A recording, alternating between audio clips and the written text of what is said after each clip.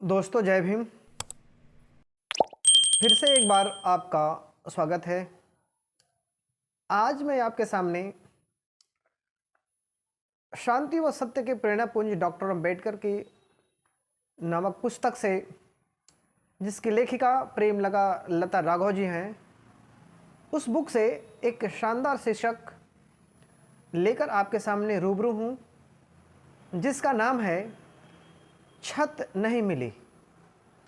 इसमें लिखते हैं, भीमराव अंबेडकर को लंदन में आए 5वां महीना गुजर रहा था। अमेरिका की अपेक्षा इंग्लैंड उन्हें कम रास आया, परंतु उनका उद्देश्य अध्ययन को जारी रखना था। वहाँ भारतीयों की उपेक्षा की जाती थी, उन्हें हीन भावना से देखा जाता था। वह इसे अनुभव कर रहे थे, फिर भी वह सब सहते थे। इन सब की ओर उनका ध्यान जाता ही नहीं था। इसी का यह परिणाम था कि वह अपने प्रोफेसरों की दृष्टि में सम्मान के पात्र थे। उनके मित्र यद्यपि कम थे, तथापि उनको इज्जत की दृष्टि से देखते थे। कुछ दिनों के बाद बड़ौदा से पत्र आया कि उनकी छात्रवृत्ति बंद कर दी गई है। वह इकरार के अनुसार बड़ौदा पहुँचे। 10 वर्ष तक बड़ौदा राज्य की सेवा करने का बीड़ा उन्होंने उठाया था। वह तनावग्रस्त हो गए, उनकी कनपटी की नसें तनने लगी। अपूर्ण शिक्षा पाकर लौटने से क्या लाभ। वह घबराए। उनकी एक ही सिफारिश थी, प्रोफेसर कैनन। उन्होंने लंदन विश्वविद्यालय को पत्र लिखा और विश्वविद्यालय ने यह स्वीकार भी कर लिया कि वह 1917 से लेकर 4 वर्ष तक अपनी अधूरी पढ़ाई पुनः शुरू कर सकते हैं। वह विवश थे, उन्हें भारत लौटना ही था। इस समय भारत में स्वदेशी आंदोलन का जोर था। भीमराव अंबेडकर जब भारत पहुँचे, तब भारत में अंग्रेजों की सत्ता को उखाड़ फेंकने का प्रयत्न तेज था। महाराजा बड़ौदा ने उनको अर्थमंत्री बनाने का निर्णय लिया, क्योंकि वह इंग्लैंड, अमेरिका में उनकी ख्याति और चमकती योग्यता से बहुत प्रभावित हुए थे। वह बंबई आए तो उनका स्वागत सम्मान हुआ, उनकी योग्यता की प्रशंसा की गई। घर में रमाबाई से 3 वर्ष की समयावधि की जो जानकारी मिली, उससे उनकी आंखों में आंसू आ गए। विचलित होकर कहने लगे, रामू, तुमने इतने कष्ट उठाए, तुम्हारी यह दशा। मन ही मन वह कहते रहे, अधूरी शिक्षा और यह प्राणलेवा स्थिति। वह 20 सितंबर 1917 को बड़ौदा के लिए रवाना हो गए। उनके मन में एक ही विचार घर किए था कि अपनी अधूरी शिक्षा पूरी करने के लिए धन संग्रह करें और जल्दी से जल्दी उपाधियां प्राप्त करें। वह एक रियासत के सैन्य सचिव होकर जा रहे थे। ये उनके लिए बहुत सम्मान की बात थी, उनकी बिरादरी के लिए गौरव की बात थी। एक महार बड़ौदा रियासत में सैनिक सचिव बनकर जा रहा था।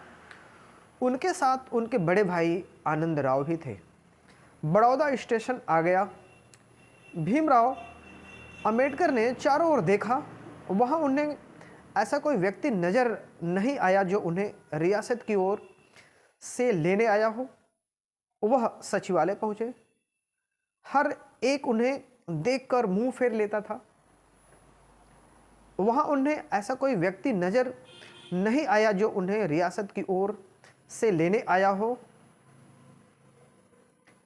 उन्होंने आनंद राव से कहा, भैया, लगता है गोरेगांव वाली दुर्घटना यहाँ भी घटने वाली है। ताज्जुब है कि हमसे आगे हमें जाति अभिशाप, स्वागत सत्कार करता हुआ खड़ा मिलता है। पर क्यों? वह बोले, कब खत्म होगी यह घृणा? इसी घृणा ने हिंदू धर्म और इस देश को बद से बदतर स्थिति में लापटका है।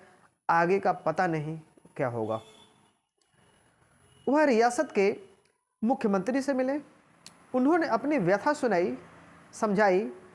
वह बोले, फिलहाल निवास आपको स्वयं तलाशना होगा। रियासत मजबूर है। कोशिश करके देखता हूँ, मुख्यमंत्री ने ऊपरी मन से कहा और अंदर ही अंदर मन में कहने लगा, ये भारत है, विलायत रिडन अछूत।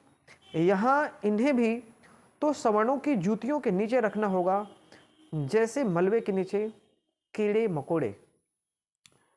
आनंदराव दिन भर होटल मकान ढूंढते रहे, परंतु उन्हें न किसी होटल में जगह मिली और न किसी ने उन्हें मकान ही किराए पर दिया।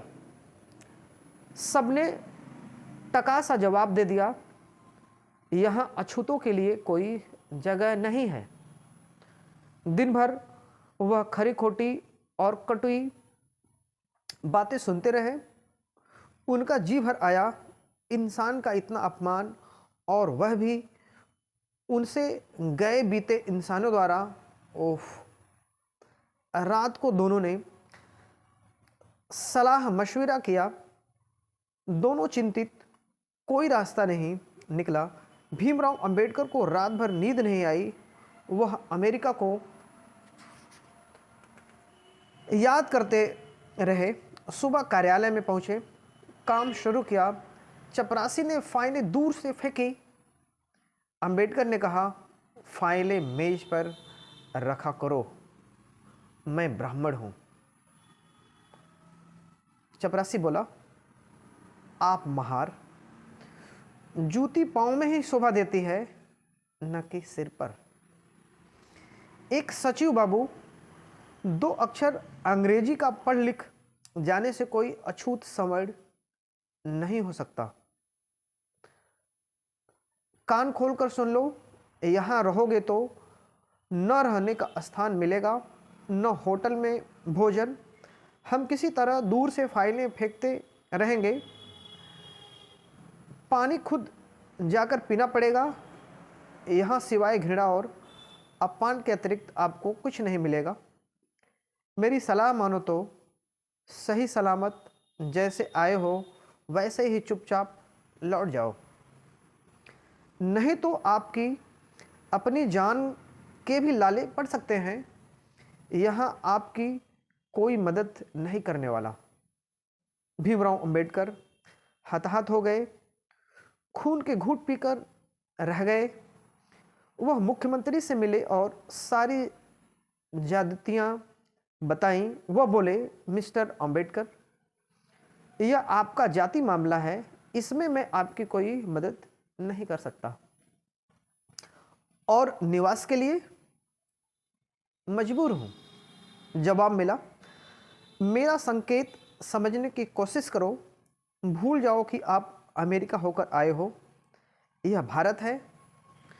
यहाँ की परंपरा और नियम कायदों का पालन करना ही आपका धर्म है। मुख्यमंत्री की जली कटी सुनने के बाद भीमराव दुखी हो गए। भीमराव सेंट्रल पुस्तकालय गए, वहाँ से पुस्तकें ली और दोनों भुजाओं में पुस्तक दबाए वह सराय में आ गए। इस सराय में उन्हें इसलिए स्थान मिल गया था क्योंकि उन्होंने अपना परिचय एक पारसी के रूप में दिया था। वह सराय मात्र पारसियों के लिए ही था। वह खाना खाकर थोड़ी देर आराम करने के बाद कार्यालय जाया करते थे। आज भी वे खाना खाकर आराम कर रहे थे और सोच रहे थे कि किस तरह एक अछूत अपने अस्तित्व के लिए संघर्ष जारी रख सकता है। यह लड़ाई कैसे जारी रख सकेंगे? वे देश के स्वतंत्र होने के बाद भी उन नारकी यातनाओं के बर्बर आक्रमण के शिकार होते रहे जिनके वे आज हो रहे हैं। अब वे अमेरिका से आए अपने मित्र नवल भथेना बथेना नवल भथेना का पत्र पढ़ रहे थे कि उसके दरवाजे पर दस्तक पड़ने लगी। एक नहीं अनेक थापें एक साथ उनका माथा ठनका। दरवाजा एक धक्के से खुल गया। कुछ लोग हाथ में लाठी लिए थे। उनमें से एक लंबा चौड़ा व्यक्ति उनसे पूछने लगा, आप भीमराव अंबेडकर हैं? जी हाँ, अंबेडकर ने चकित होकर पूछा। बात क्या है? तू हिंदू है? हाँ, हिंदू हूँ। फिर पारसी क्यों बने? तू पढ़ा लिखा भी है, विलायत से लौटा है, फिर झूठ बोलते हुए तुम्हें शर्म नहीं आई? वह व्यक्ति चिल्लाया। भीमराव अंबेडकर चुपचाप खड़े रहे। यह सराय केवल पारसियों के लिए है। फिर तूने हमारी सराय को अपवित्र क्यों किया? तूने इतनी बड़ी हिमायत क्यों की? वह व्यक्ति लाल पीला होते हुए पूछ रहा था। भीमराव गर्दन झुकाए चुप खड़े थे। तू अछूत है? वह तिलमिला गए। तूने हमारी सराय नापाक क्यों की? तुझे तो तेरे धर्म वाले पास नहीं बैठने देते हैं। तू अपने मंदिर में नहीं जा सकता। तू सवर्ण हिंदुओं के तालाब से पानी नहीं भर सकता। तू क्या सैन्य सचिव है? तेरे पास जो चपरासी है वह तुम्हें पानी तक नहीं पिलाता। अरे कम वक्त, कुछ तो ख्याल करता। हम तो विधर्मी हैं। तूने हमारे साथ धोखा क्यों किया? ऐसा ही धोखा करना था तो किसी सवर्ण हिंदू धर्मशाला, होटल या मकान वाले के साथ करता, वामन बनकर। वह तेज आवाज में भिगो भिगो कर चाबुक उसके नंगी अंतःकरण पर फटकार लगा रहा था। भीमराव अंबेडकर के कांटों तो खून नहीं, वह खड़े हुए थे किंग कर्तव्य विमूढ़ बने। इतनी नंगी जलालत इससे पहले उन्होंने कभी नहीं भोगी थी। काफिर की औलाद, अब अपना बोरिया बिस्तर उठा और तुरंत रफू चक्कर हो जा, नहीं तो मजहब के लोग तुम्हें इतना मारेंगे कि तू अपने को पहचान भी नहीं पाएगा। वह लंबा चौड़ा अधेड़ व्यक्ति गरजा। मुझे क्षमा कर दीजिए आप लोग, वाकई मुझसे अपराध हुआ, बहुत बड़ा। भीमराव अंबेडकर की आंखें छलछला गई और कंठ अवरुद्ध हो गया। फिर गालियों पे गालियां। भीमराव इन गालियों के तीरों को सहते गए। मुझे 8 घंटे का समय दे दीजिए, आपकी बड़ी कृपा होगी, अंबेडकर कह रहे हैं। भीमराव अंबेडकर ने हाथ जोड़कर कहा, 8 घंटे का समय मांग रहे हैं कि मैं आपका कमरा खाली कर दूंगा? नहीं, इतना समय नहीं दिया जा सकता। हाथ पकड़कर बाहर निकालो, एक दूसरे व्यक्ति ने कहा। हार कर वह अंधेरे में खुद अपना सामान लेकर प्लेटफॉर्म पर आए और स्टेशन मास्टर को राजी कर सामान एक तरफ रख दिया। फिर वह सचिवालय पहुँचे। वहाँ उन्हें एक तार मिला कि घर आ जाओ। वह वहाँ से लौट पड़े और एक पेड़ के नीचे खड़े होकर जी भर रोए। उनका चेहरा उतर गया था। मुख्यमंत्री ने इस समय उनसे मिलने से इनकार कर दिया। वह आंसू पोंछकर पैदल बिना कुछ खाए स्टेशन की ओर चल पड़े।